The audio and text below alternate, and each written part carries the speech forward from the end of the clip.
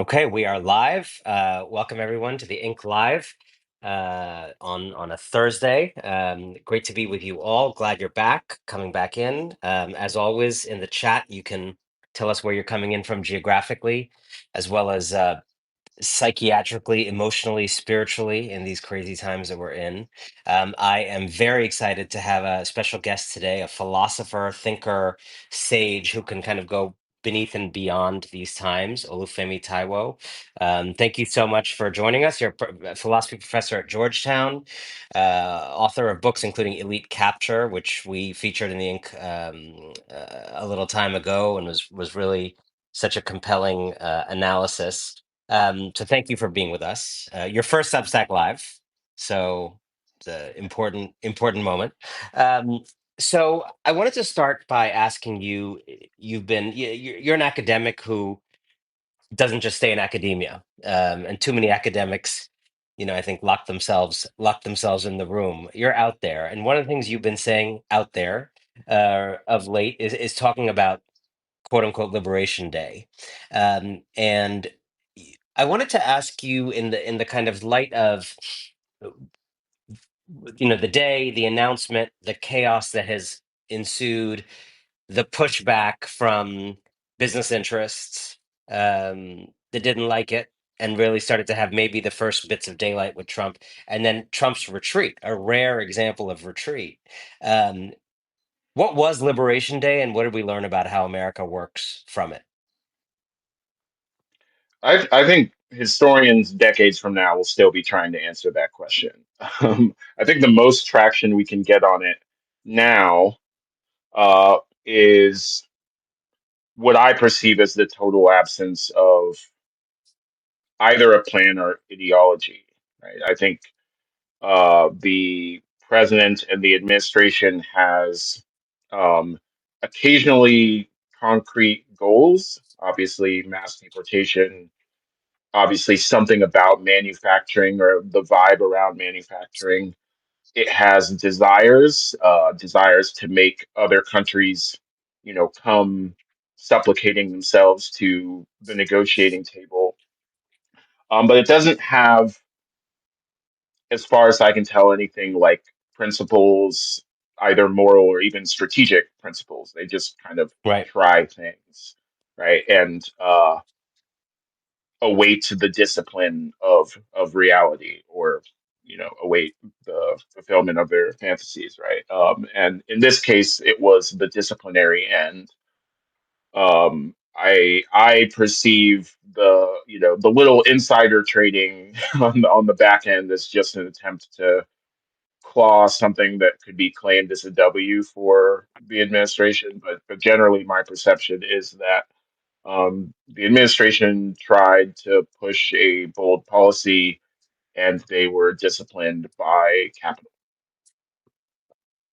And when you think of, because right now we're surrounded by so much alarm and concern and warning about Trump's authoritarian pretensions. Um, and the story that we are hearing is of someone who's sort of uh, willing to use power in all these brazen ways and slash and burn. And yet this was a quite clear example of like, wait, there's some other power in this society, and they just went in the boxing ring in a way they haven't, of late with him. And wow, maybe he's not the strongest man. I think that's right. And one of the things I found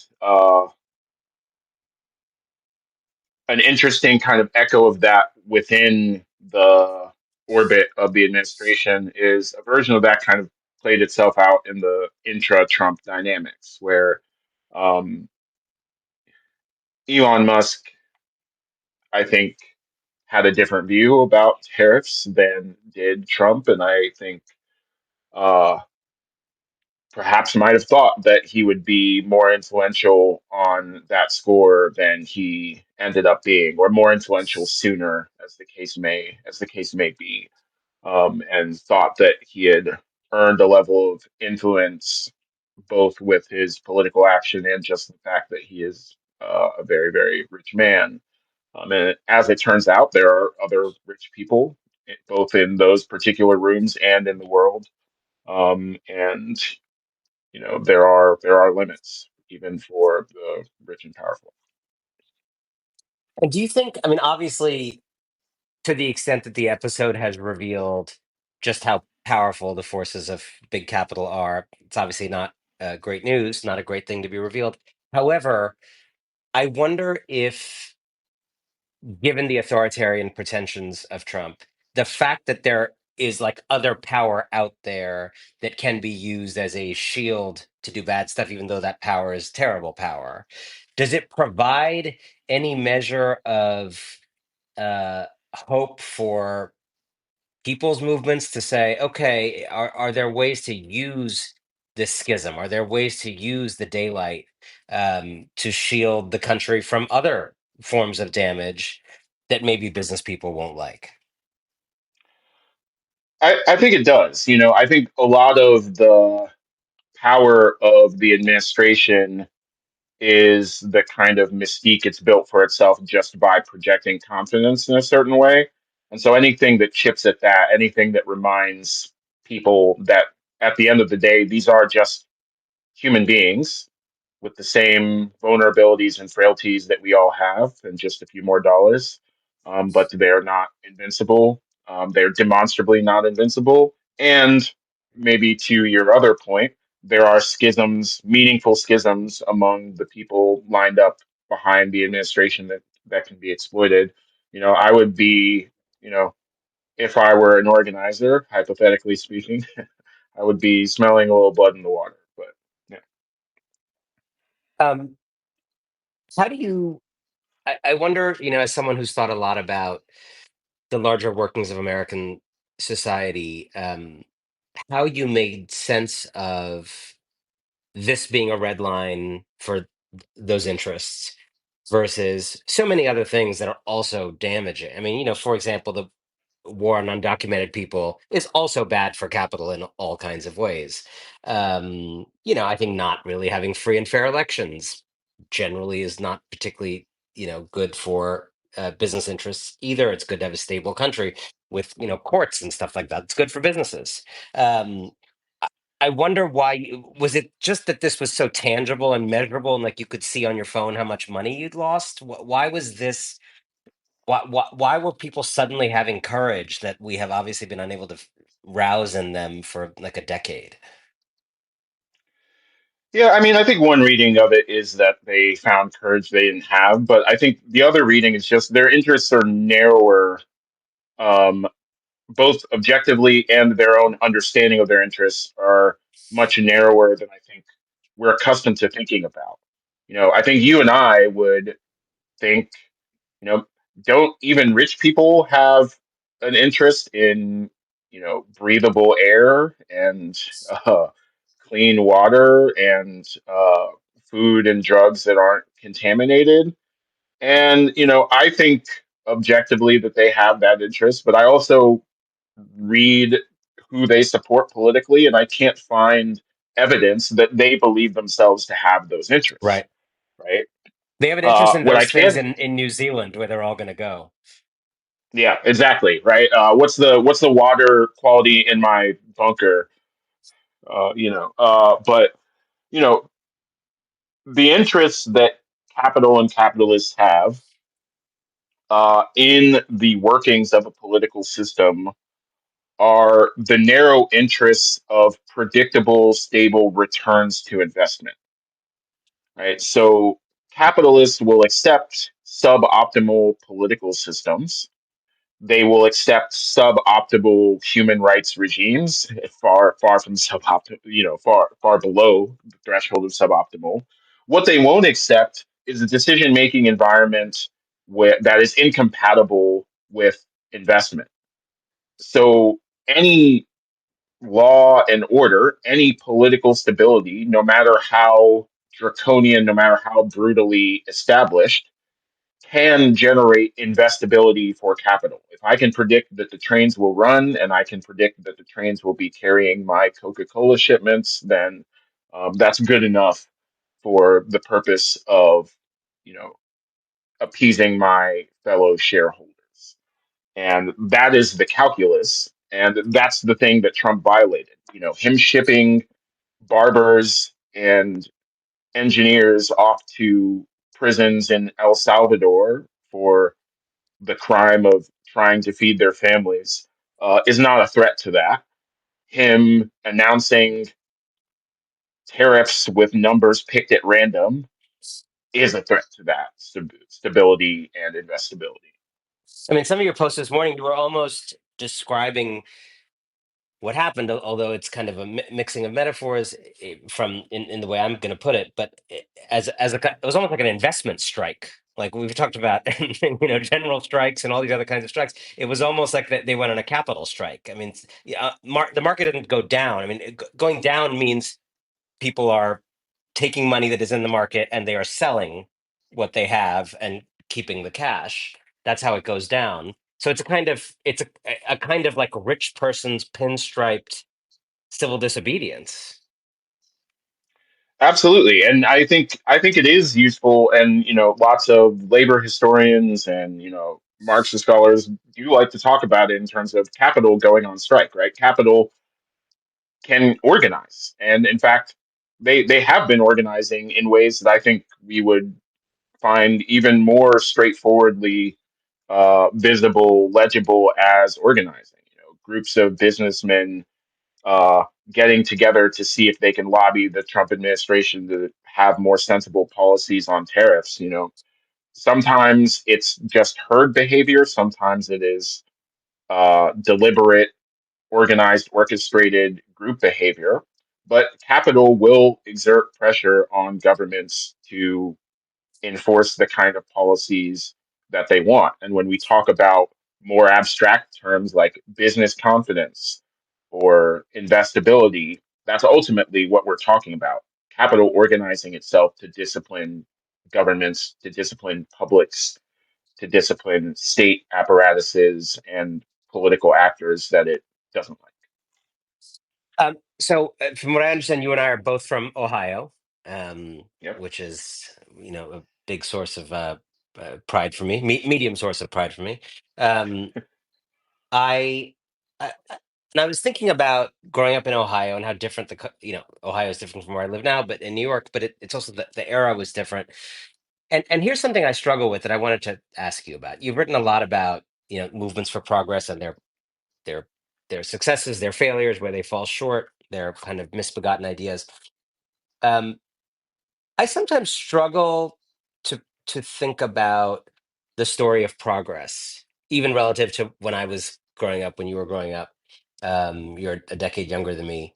Um, in many ways, it feels possible to tell a story of the last several decades in American life as a story of, you know, uh, more people at the table. You wrote about this in Elite Capture, more people included. I mean, I feel treated differently in this society. I think a lot of people feel treated differently in society. I think every woman I know feels treated differently than her mother. Um, and that's real and it's durable and it's the result of amazing organizing and work and changes in the law and changes in status and changes in institutions. And at the same time, as you wrote in Elite Capture, a lot more of it than we may realize seems superficial. There's a lot of stuff like DEI trainings and stuff that make a lot of noise, get a lot of heat, don't actually change anything fundamental. Um, and then there's just the incredible concentration of wealth and power right now in oligarchy. How do you think of those stories? Because they sit simultaneously next to each other, and I think sometimes people who tell one of those stories and enter kind of denial about the reality of the other. I think it's hard to ignore that being a woman or being a person of color is meaningfully different today than it was in 1955 or whatever. And yet, how do you think about those two stories of progress and capture? Yeah. So I think what one of the things that's important to realize is obviously the level one realization that two things can be true, right? It can both be true that there was meaningful progress, and it can be true that that progress was superficial relative to some, relative to the promise of the civil rights movement or relative to our goals, however we want to cash that out. But I think the even more basic thing to realize, which we're coming up against now, is that progress is reversible. And we know progress is reversible, um, obviously conceptually, but I think the better way to think about it is to reflect on the actual historical fact that progress has been reversed before. This is a thing we've gone through before, right?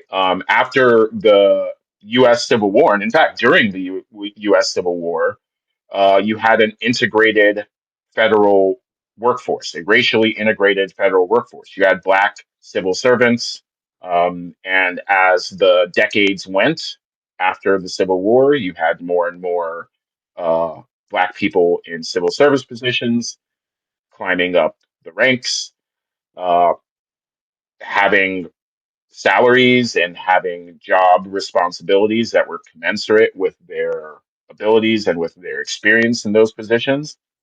And, the better part of a century after the Civil War, you get to the election of the first Southerner since the Civil War, Woodrow Wilson, and he resegregates the workforce. He does actually something that looked quite a bit like what President Trump is doing right now. And I live in DC now, in the area just by the White House, and the economic fallout of having a largely black city um, get hit with mass layoffs of one of the few paths to economic opportunity that existed for African Americans then was palpable then, just as it's going to be palpable now as we move through the mass layoffs that are being pushed by the Trump administration and their anti-woke, anti-DEI kind of ideological offensive. So yes, the gains from the civil rights movement could have been more serious and more substantive, but we never should have thought that they didn't require defense. I think that's maybe the more central point from my point of view. Yeah. And I want to ask you about DEI. You know, the elite capture work was so powerful on this point that, I mean, obviously DEI encompasses a ton of things and a ton of activities, some more substantive than others. Um, but in general, you have written about various forms of, let's just say, DEI writ large, that in a way seemed more change-y than they actually were, and were more concerned with how people talk, who's in a room, which elites are in a room making elitist decisions in for elite people, um, versus changing how power works, changing what a shift is like at McDonald's, changing uh, what healthcare is like. Um, and I wonder, and it's a complicated argument that you made, because in a way you're going up both against the right that hates DEI stuff, and you're going up against people who are saying, who feel under all this DEI stuff's under attack, and you're criticizing it from a different place. Can you just at the risk of reciting the arguments of the book, talk a little bit about how you tried to come at this notion of DEI, in the light of now what has happened to it under this administration? Yeah, so what I essentially say in the book, is actually, it's quite like the argument you were making about philanthropy, right? In Winners Take All, it's roughly the same, kind of set of insights, right? There's on the one hand a genuinely felt opposition to the most obvious forms of racism and patriarchy and bigotry of all sorts.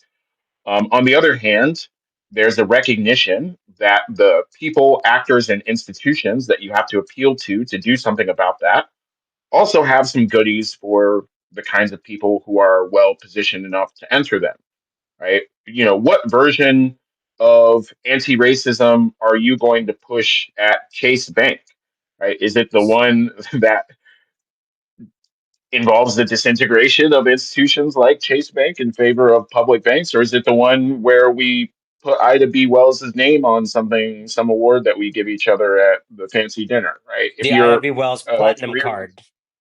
I shouldn't I'm even say scared we're ideas speaking like into this. Yeah, existence exactly. now. Yeah, exactly. We shouldn't do this. We shouldn't do this. It's dangerous. I take that back. Yeah, but that's what it's that exact kind of set of problems. So we shouldn't be surprised when the sort of person that can be hired by to a middle management position by that kind of institution feels pressure to come up with the latter kind of answer rather than the former. The Ida B. Wells Platinum Card versus the public banking initiative. And this is not, I think what's important about this way of making out the view is I don't think we need the sort of conspiratorial bent where, you know, middle class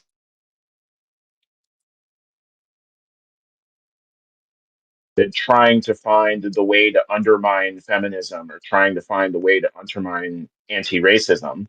I think we just need a basic, honest appraisal of what interests confront people and what institutions are going to select for when they make decisions about which versions of anti racism, which versions of justice to empower, both in the terms of their own policies and in terms of which people they promote in advance.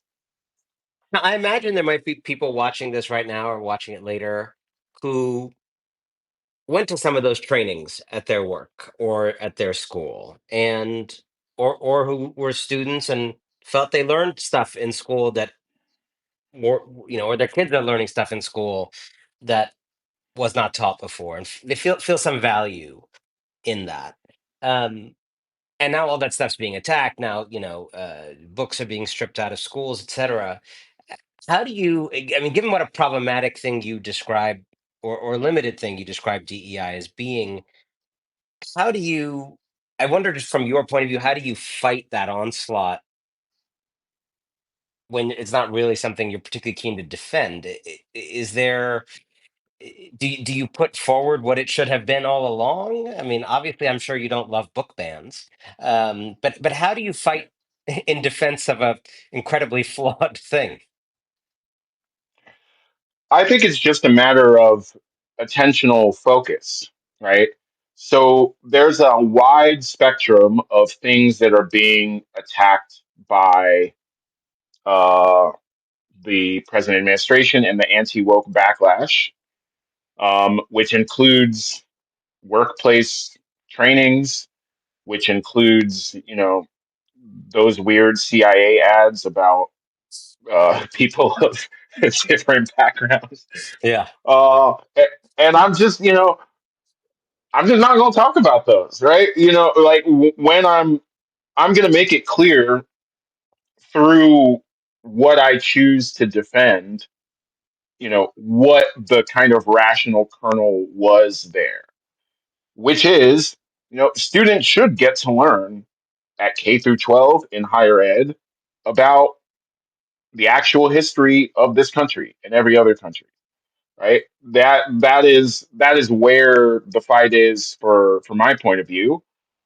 People who aren't just supplicants to the Trump administration, but people of whatever racial, gender, sexual identity background who are qualified should get to work doing important public goods for the federal government.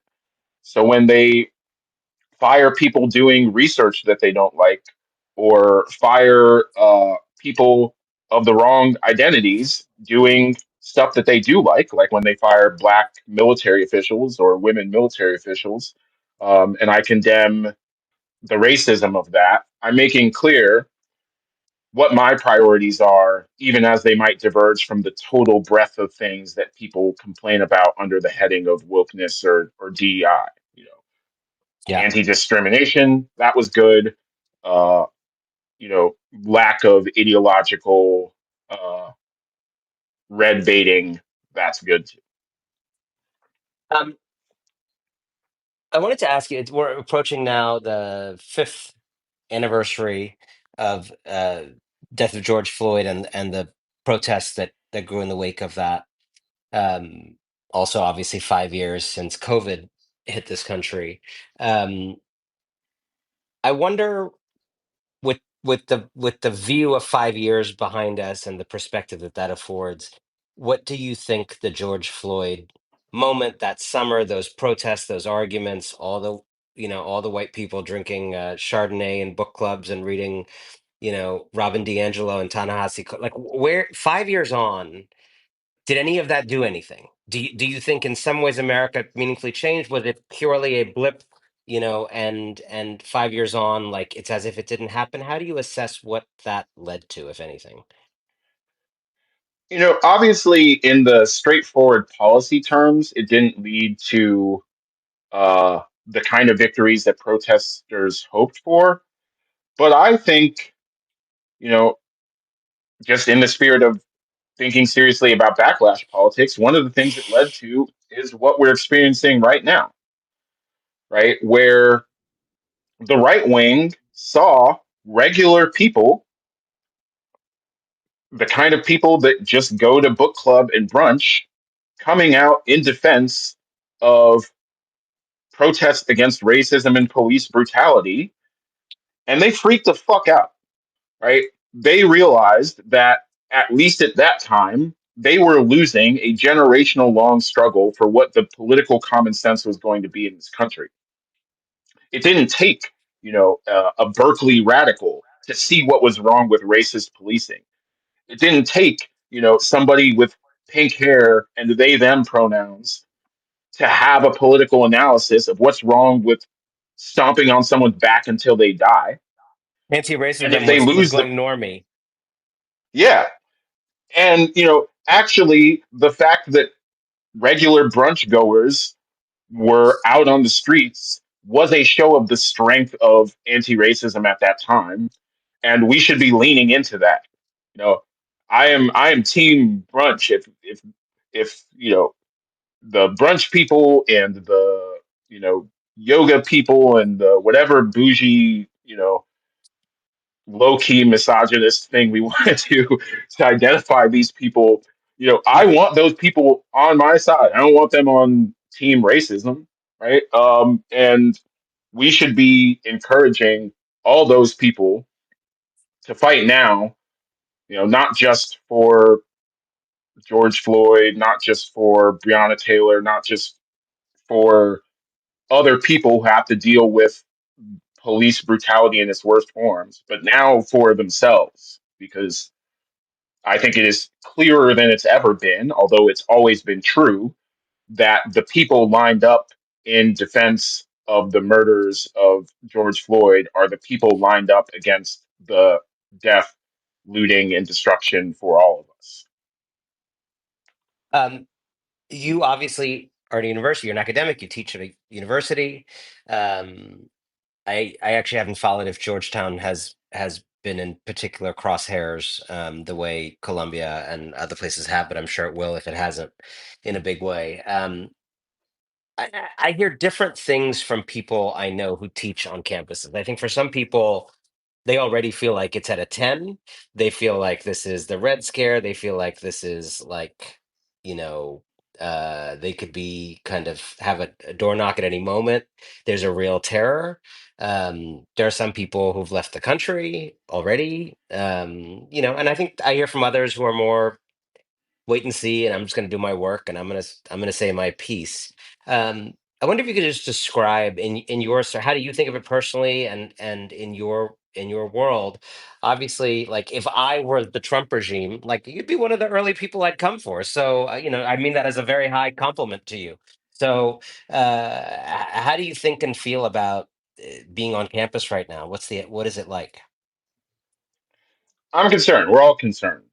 I think people of different politics, of different levels of engagement, there is a consistent concern across students, across faculty, across staff. One of our colleagues at Georgetown, Badr Kansuri, was abducted by ICE. We're hearing about visa revocations at different campuses. And we're hearing directly from the administration themselves, a continued willingness to uh, wield the weapons of the state politically against their political enemies, an increased willingness to conflate any criticism with the actions of states to, all kinds of nefarious things, terrorism charges, so on and so forth. And I'm certainly personally concerned, and I'm concerned for my colleagues, and we're concerned for each other. But I think, you know, again, we don't. We have to pull together to get anything like security, right? I think the idea that the way you stay safe is by being quiet, by um, withdrawing. You know, I don't think that's the way to win. I think people can't count on individual bravery, but we can count on collective bravery, on collective organizing. And so the more we pull together into organizations that can support each other, the better off we'll be. Um, Amen to that. I wanted to ask you, I think one of the challenges we've been talking to lots of people about is in a political moment in which you know it is there's so many things to be against, and it is so important to be against those things and to stand against those things and to, as you were saying, stand with other people against those things. Um, the question of what to be for can kind of recede or go to the back burner. And then it's a vicious cycle because your movement really not offering much to be for dooms it further and further, and it's a kind of doom loop of defense, being against, being opposition only, offering no ideas, and on and on and on. In that context, I want to ask you about climate. Climate is a perfect example of something that's like, what on one level, what is more important? On another level, to be honest, I'm not sure the last time I said the word climate, given what has been happening in the last few weeks, right? A Yeah. perfect example of an issue where the imbalance between the importance of it, but maybe not the urgency of it, in a kind of economy of you know minute to minute horrors. Um, Talk about the fight for climate right now and that larger problem of literally reserving time and energy and mind space and airtime for the positive thing you want to do when you're living in the onslaught. Yeah, this has been racking my brain the last few months, right? Because I'm, as I'm somebody that thinks about climate, takes that seriously. But like everyone else, transfixed by the sheer volume and pace of the developments coming at the national level, and it feels like there's no room for thinking about global scale anything from the positive side, right? The only global scale thoughts are, will there be a global recession because of these tariffs? Not, can we make positive inroads towards climate policy with the surge of the right here in the US and also elsewhere in the world? But I think it's one of those situations where what we can do on a small scale might, in the long run, end up being aligned with, if not equivalent to, what we would need to do on a large scale anyway, right? If what we need to do in response to the deterioration of our national politics is to get stronger grassroots political connections, start building local organizations that can challenge policy at least at state and local levels, that can start, directly working on issues in their community. One, there's no reason why those issues couldn't be climate focused. Why couldn't we work on getting solar or public power at a city level even under the Trump administration. It might depend on what your state is, but there are places where that's a fight that you could win. And if you wanted to tell the story of how you would put together a national and global movement that could take on oil and gas interests on the scale of the planet, I think it would look more like lots and lots of those small local movements joining up together. And that model has always seemed more likely to succeed from my point of view than the point of view of trying to win national elections and do it at that scale. Like, I think the grassroots approach probably is where we should have been looking anyway. So I wouldn't say it's a happy accident, but I will say that we aren't in a position to think that there's nothing we can do. Last question before I let you go. Similar to the climate issue, climate is something that could erroneously feel like a luxury in a moment of these onslaughts, and it's not. Philosophy is another thing that could feel like a luxury in a moment like this, and I would argue that it's not. Um, but I wonder what you would say is the role of the philosopher in a society like ours in this kind of moment, right? Where everything is so immediate, everybody is in the fire hose, nobody has time to like read the op-ed tomorrow synthesizing everything. People are living in this kind of reactive, almost somatic level processing of information and news and trauma. um, the philosopher is someone who steps back, steps out. You, unlike many, come back into the mix to tell us what you found when you were in retreat. Um, what is the role of a philosopher in this moment? I think it's to allow other people to retreat. And maybe retreat isn't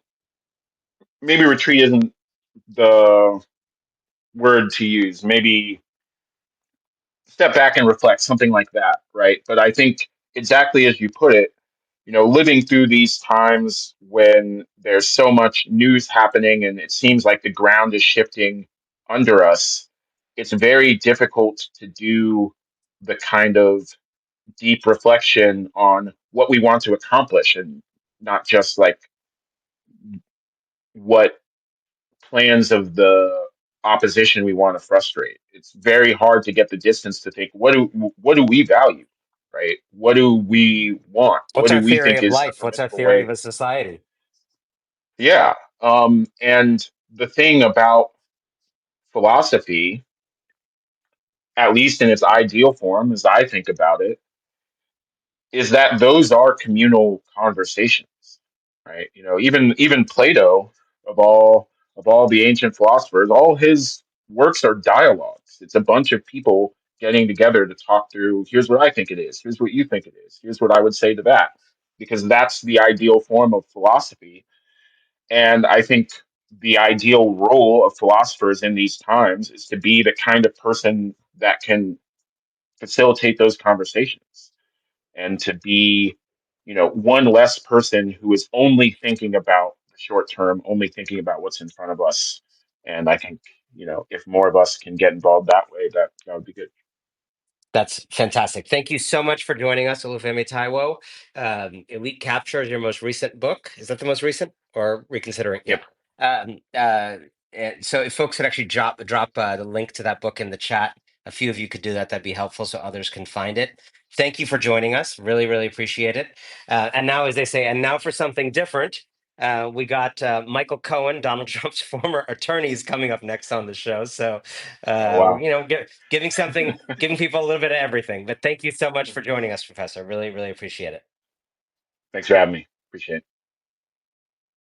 Okay, stick around. Gonna see if I can add Michael now.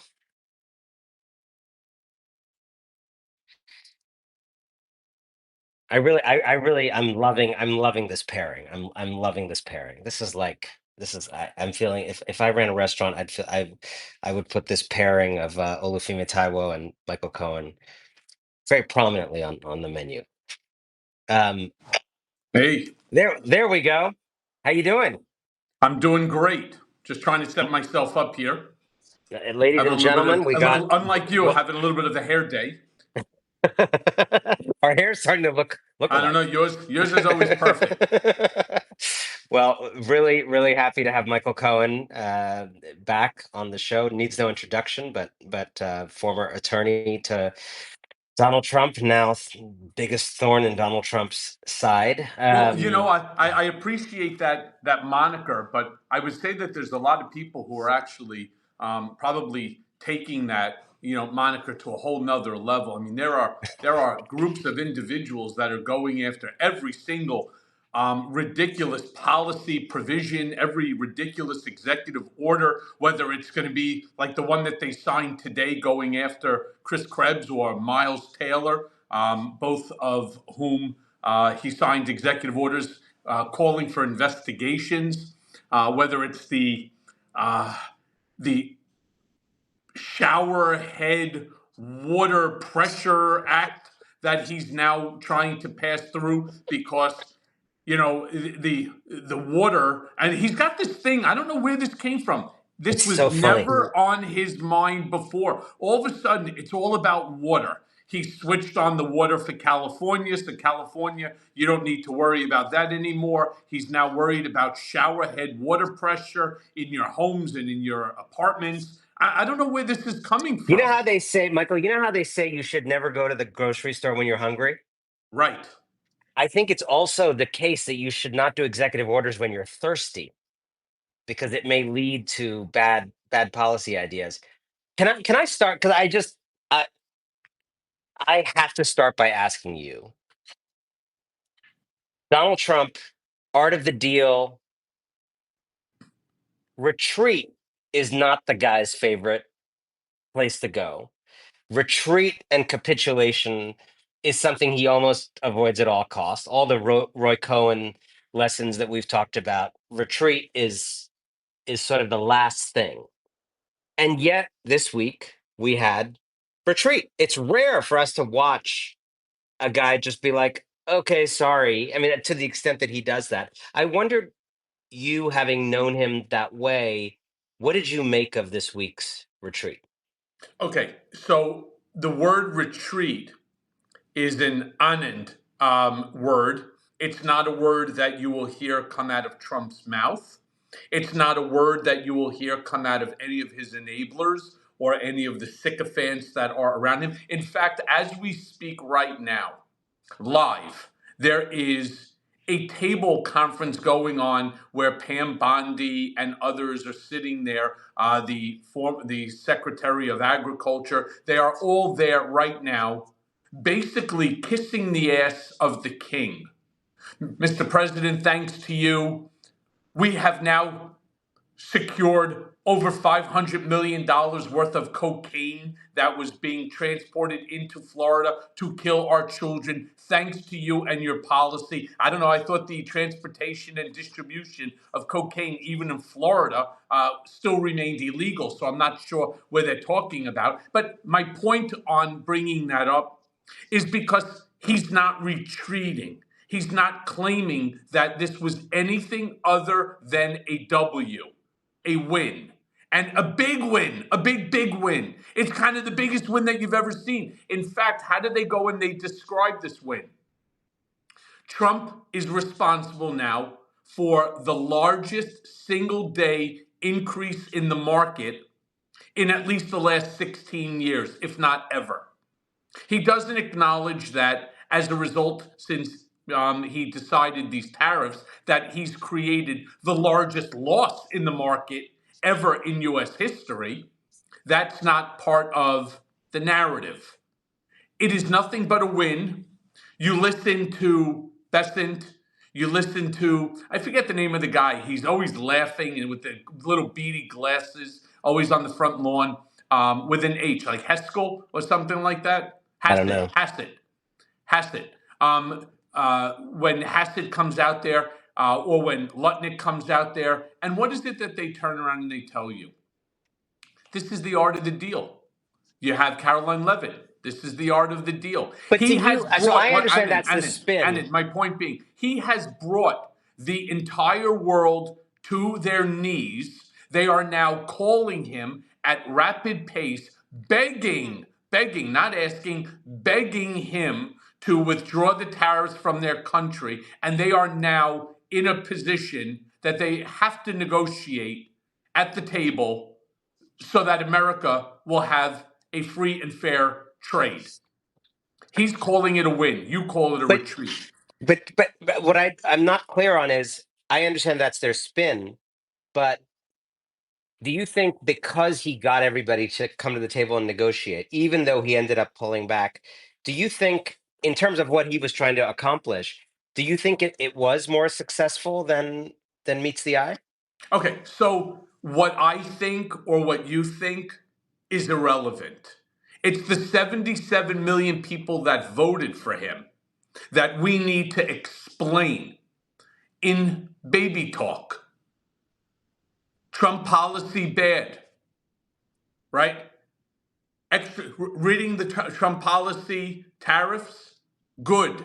You got to say it in a way that they understand it, because no matter how hard you try to explain it to them, they will continue to regurgitate what he and the cabinet and his enablers and the sycophants keep repeating over and over and over, because they're not watching MSNBC, CNN, Midas Touch Network, Anand Giridharadas. They're not listening to you or to Michael Cohen. They're listening to Janine Pirro. They're listening to Jesse Waters, right? They're But listening. they have their portfolios on their phones, Well, that is right? true. Well, that's assuming that they have money in the market, Right. right? Most So of it's America. some of his followers, not maybe most of his followers, but certainly it felt like it freaked out more people, regular people and powerful people, than virtually anything else. I mean, by my lights, by your lights, there have been a lot of things that should have freaked a lot of people out, So but this hit people.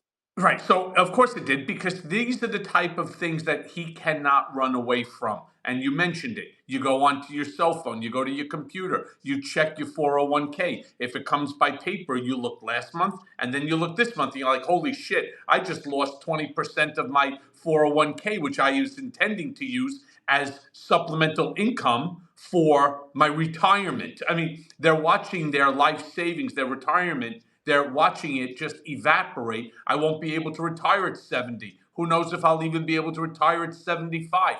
These are not things he can escape. So as a result, they have to come up with the spin that, thanks to what Trump is doing, that all of these countries are now coming to the United States. There's going to be so much money. In fact, he even talked about $7 to $8 trillion worth of investment into our country, and he starts rambling off this country $1 trillion, this country 500 billion. I'd like to see a single document from that country that acknowledges that they are going to invest a billion, a trillion, a gazillion dollars into America. It's all bullshit. We heard the same story in 2017.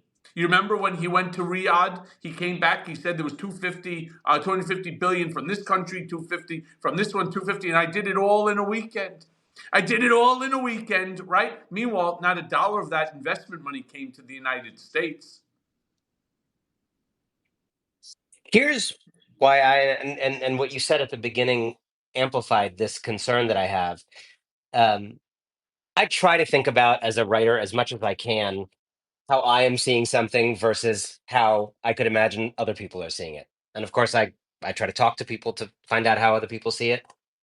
But I always try, even in my own brain, to have that double consciousness around these things. And so I was trying to do that with the trade stuff and thinking, okay, so I know how I think about this. I see the data, I see the evidence, I see what it's doing to people.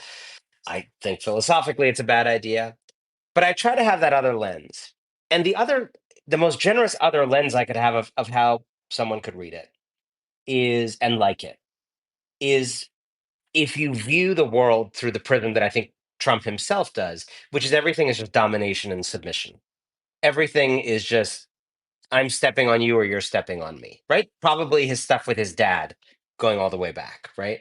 And if you understand the world that way, and the world is therefore not about, is it 6 billion minus 3 billion? The world is just like, do you have hand or do I have hand, right? Like, are Hmm. you on top or am I on top? If that's your way of looking at the world, which is his, and I think he's teaching Americans to look at the world more and more that way, his way. Then from that point of view, yeah, you're right. He did a bunch of stuff. Yeah, it hurt a lot of people, which by the way is part of the domination. I can put you through pain, right? He's the dominatrix stepping on America with his heels, and he's saying you're going to like it. And by the way, now all these countries are coming to me, and so I can see it through this other lens of some of Americans who have felt jostled and undefended by just this entire era that we've lived in, and feeling some attraction to this like dom president, even though all the material stuff, all the data, all the numbers flies in the face of it, just having this kind of general atmospheric sense that finally there's a tough guy Yeah, there's one carrying a word. whip for me. There's one word that describes everything that you just said in terms of Donald's MO. The word is transactional. It's for me to win, you have to lose. And that's all that it's about. So when you turn around and you start to look at the people who voted for him, let's talk about the Muslims from Pennsylvania or from Michigan, because they were upset with the Biden administration and the handling of Israel and Hamas. Okay, how's that working out for you? What about the union officials that have now just literally gotten gut punched by Pam Bondi, by the courts, that turn around and has just dismantled? They just took two individuals, which were necessary for the quorum, and they had the legal right within which to remove them. So now you have no quorum. You basically have no labor relation board. That is gone. What's now going to happen to union rights? How about Gonzo?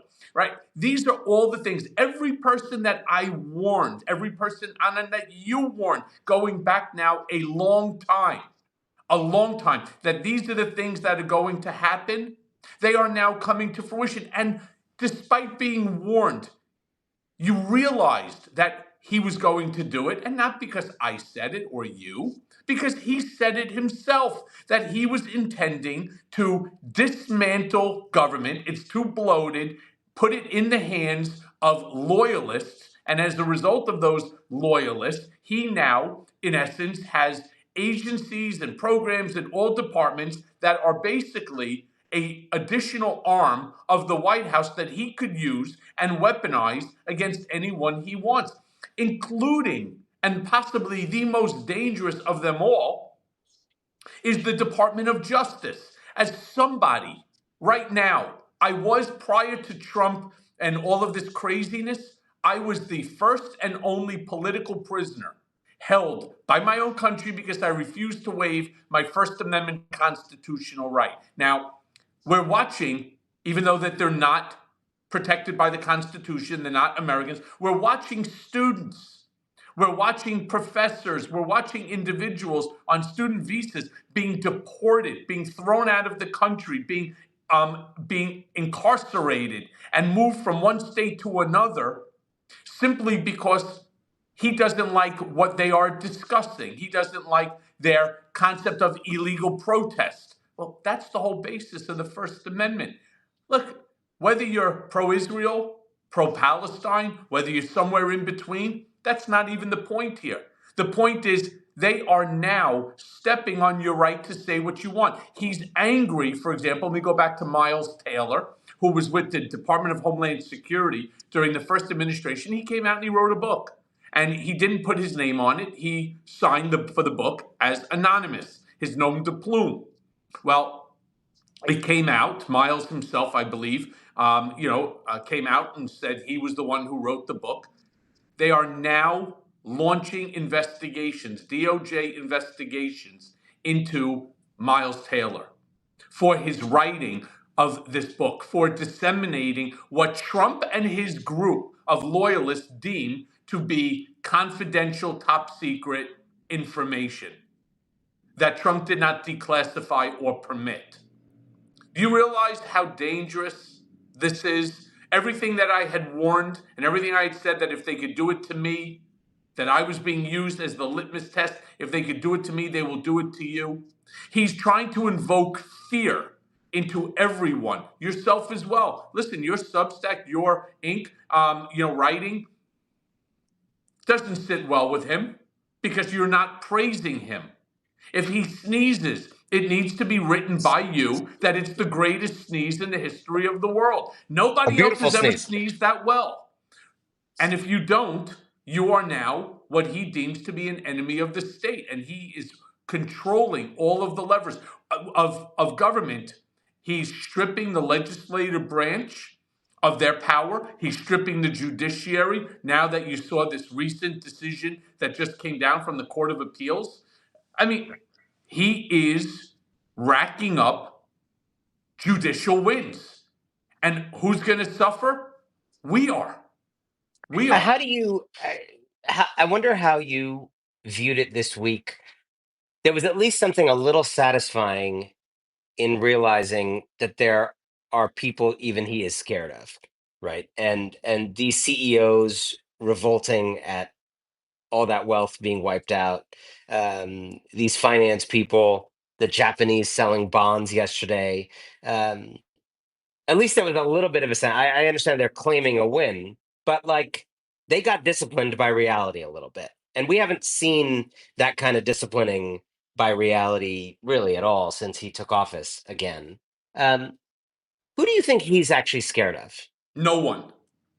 No one. Really? The only person I ever remember Trump being scared of was his sister, Judge Marion Barry.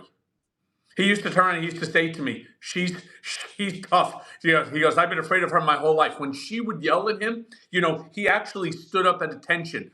More so probably than his mom, but less than his father. He has no fear of anybody.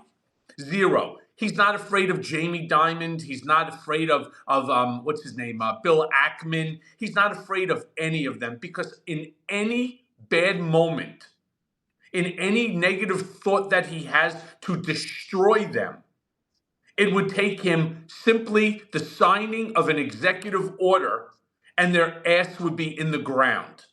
Chase would drop Jamie Dimon the same way that these law firms capitulated and signed over $100 million of free legal work, the same way that some of these networks started getting rid of individuals who Trump did not like. He has no fear of any of these people. He holds the power of the presidency. He's now creating the presidency into not a president for the elected, for the people, but he's creating a presidency that's supposed to resemble and mimic a monarchy, a dictatorship, an autocracy. And step wrong, step out of line in my direction, fuck you. I will slam you like you've never, including Elon Musk. They turn and say, oh, well, Elon Musk has a lot of money. He could fight this. No, he can't. No, he can't. In fact, there's not a law firm in the world that would come and represent Elon. It would first of all be a conflict of interest. He's got the 5 or 6 biggest law firms in the country who are now basically conflicted out in representing anybody against this administration or the president. And then he'll turn around and then they'll cook up a whole slew of charges against Elon Musk on the EV, let's say the rebates and so on. He could the president of the United States, especially one who does not believe in rule of law or process, can wreak havoc on the country like nobody has ever even thought of before. So I'm seeing a question in the chat, and I have that question myself, which is, so what do we do at this moment? Because obviously it's scary and it's depressing, this level of power you're describing and the mentality driving that power. But you're also someone who's gone up against that power, or hasn't been afraid to do so. We're seeing lots of people, for all the I was capitulation, in we are prison, seeing. Anand. Don't forget, to all our viewers, Yeah. I was in prison twice for doing that. You know how much easier my life would be if I turned around and I said nothing? I'd probably be a cabinet member right now. Certainly, I'd be on Fox News or my own show like Lara Trump on Newsmax or wherever.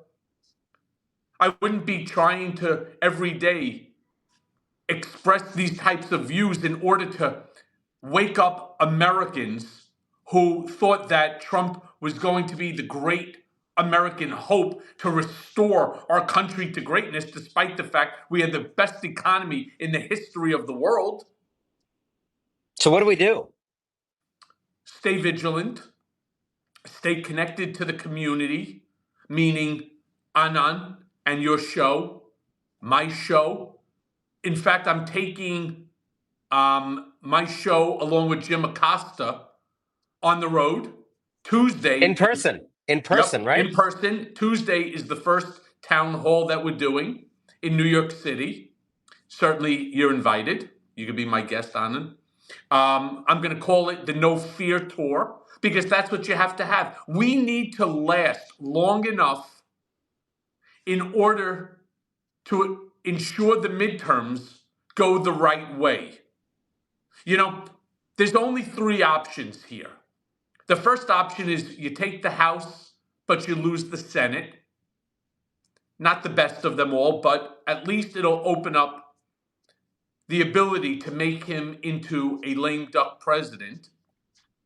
The second option is that you take the House and the Senate, they open up investigations, and these investigations will be so significant that they will cause not just these investigations, but potentially another impeachment. And this time, depending upon the number, the possible conviction of an impeachment. All right? Or he wins and the democracy is gone. As you know, America's democratic republic and the rule of law, you could kiss that goodbye. And I'm not saying that to be hyperbolic. I'm not saying that to earn you subscribers. I'm saying it because it's a fact. He has followed Project 2025, that rule book, that manifesto to destroy America's democratic republic to the T. And just when things go bad, like what you're talking about, when you're talking about how things in the market went bad and there were trillions lost and then trillions made and then more trillions lost, what does he do? Weapons of mass distraction. They come out with these executive orders that are ridiculous. He's signing on television, which is being live streamed in real time, an executive order to undo some Biden era mandate on shower heads and water pressure. And if it wasn't so stupid, it would be fucking hilarious. Imagine South Park doing that as an episode or Saturday Night Live. You would turn around and you would say the writer is freaking genius. It's one of the funniest things that I've ever seen in my life. But here's the fact. It's not a joke. It's actually taking place right now with the president sitting there and talking about how this is big. This is big. Right? That he turned on a switch and all of a sudden California once again has water. He's firing and gutting federal employees. Like it's a Black Friday sale at Walmart. Right? I mean, he's imposing tariffs, or he was, on every country. This one, it was like, as I described in my Substack, it's like Oprah when she was giving away cars. You get a tariff. You get a tariff. You get 2 tariffs. No, China, fuck you. You get 3. 125% on China. Here's a little reality check for the viewers, because we have almost about 2,000 people with us. We need 20,000 people. Share this with a friend. Share Anand's Substack, mine, with your friends, so that when we come on, you get to hear truth, right? Truth to power. What is it? What is the big problem with this 125 to China? 70 to 80% of all goods purchased by Americans don't say made in Ohio. They say made in China. So this is, in essence, yet another tax on Americans, and specifically the ones who will be the most affected. The ones who will be the most effective are the ones who actually voted for Trump, the low income and mid-American economy. That's the ones who are going to get hit the worst and the hardest. Um, Two things before I have to let you go. One is one more practical, one more philosophical. Practical one. Uh, how much insider trading do you think has gone on in the last week with people close to the president, the oligarchs and cronies around him? So let me be really clear on this one, because I think that your viewers are going to get an interesting take, my perspective. I don't think Trump was in on it in terms of the insider trading. I think as a braggart, based upon his ego, he was sitting there and he's telling, I have the power to wreck the fucking global economy, and now I'm going to bring it back. I'm going to pause it. I spoke to some very smart people, and they gave me a thought. And you know what? I changed it a lot, but this is what I plan on doing. And so he opened up and he shared this with guys like his Secretary of Commerce, Lutnick, or Bessent, the Treasury Secretary, and a slew of maybe other people who have real conflicting interests in that information. And I am certain that that information flew around the inner circle rather quickly. I believe, based upon what we already know. We know the trading, the volume of trading 90 seconds before Trump made the announcement was like one of Musk's rocket ships to Mars, straight the fuck up. I mean, I've never seen a line like that in a volume like that. So clearly, people knew what was going on. Now, did Trump turn around and said, "Hey, by the way, just so you know, he has the right to speak to his cabinet members." And let me tell you something too. If in fact our suspicion and the suspicion of our viewers is accurate, there's going to be a whole lot of litigation coming out of that, because while that may not end up, being prosecuted by Pam Bondi, the AG, the U.S. Attorney General, you have state AGs as well, especially in deep blue states that will end up bringing these actions against individuals and or their companies, because trillions of dollars were made yesterday in the market. Certainly mega billions. If you invested $1 at the bottom and it shot up to the top and then you ended up sinking it like what happened before, that $1 would be $100,000. So put that into perspective. Got it. Before I let you go, I want to ask you something a little bit different. You and I had a private conversation about this when we met at I forget where that was. Bill Bouquet Um, Cafe. no, no, no. It was at a conference a couple months Oh, ago. oh. Um, oh, the DNC.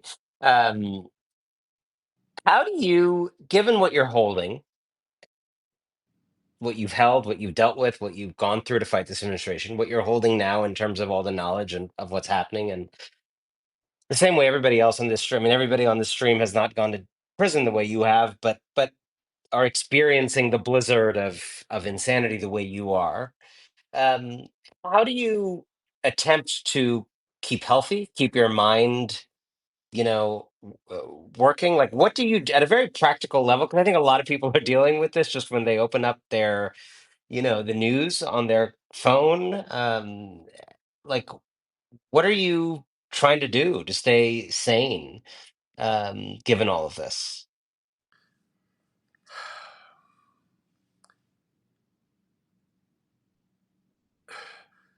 The busier that I keep myself, the less I have time to think. The more time that I have to think, the worse the PTSD gets. Sleeping is a disaster because that's when your mind works overtime. And there's not, I haven't had a good night's sleep in probably 7 years. Remember, Wow. yes, as of yesterday was the 7 year anniversary of the raid on my home, the hotel room I was staying at, and my law office by the FBI that sparked this entire chaos. Um, my journey is not a journey that is anti-Trump. I don't care if the last name was Trump, if it was Jones, if it was Smith, if it was Cohen. It makes no difference to me what the last name of the president is. My concern is for what he is doing. So I tried to take my past affection and my loyalty to him, and I have pushed that way off to the side. I don't think of this as a Trump policy. I think of it as a President Trump policy. And it may be hard for people to understand, but I was incredibly close with him, 15 years basically sitting shoulder to shoulder with him, protecting him from basically everything, providing him with advice and guidance that would only benefit him, not harm him. And I sometimes, as I'm watching, and I can't discern the difference between yesterday and then today, and I'm wondering, where is the Michael Cohen in this inner circle? Where is the Michael Cohen in this administration to say to him before he announces this willy-nilly self-inflicted tariff policy stupidity?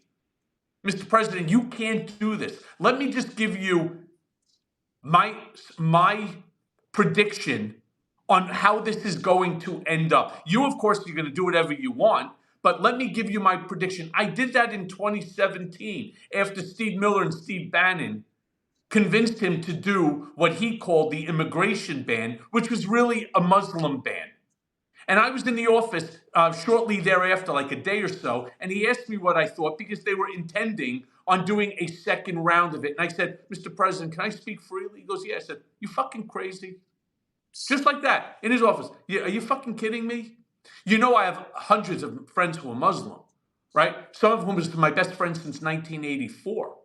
So I said, you're basically telling them they have to leave the country? How is it possible that you think it's okay to ban an entire religion from the country? If it has to do with just Somalia, okay, I understand that. But you can't make it this broad. And he took my advice to heart. And that's why you didn't see a 2.0. There is no Michael Cohen there. And sometimes, based upon my loyalty that I had in my relationship that I had to him, going back to like 2005, I almost feel like I want to pick up the phone, call him, and say, what the fuck are you doing? Why? Knock it off. Do something that will give you a legacy that future generations with the last name Trump will be proud of, not wrecking the global economy. Who gives a shit if Xi Jinping comes on his fucking knees begging you for forgiveness? How does that benefit your legacy? How does that benefit the American people? How does it benefit future generations? It does not. And that's the problem. This entire group of enablers, they're only worried about themselves. This is Do you all think you could becoming a break through to gigantic him in money some grab. way because of that history of loyalty, in spite of everything that's happened? If you made that call, do you think it would go anywhere? Today, no. I don't think he would even take the call.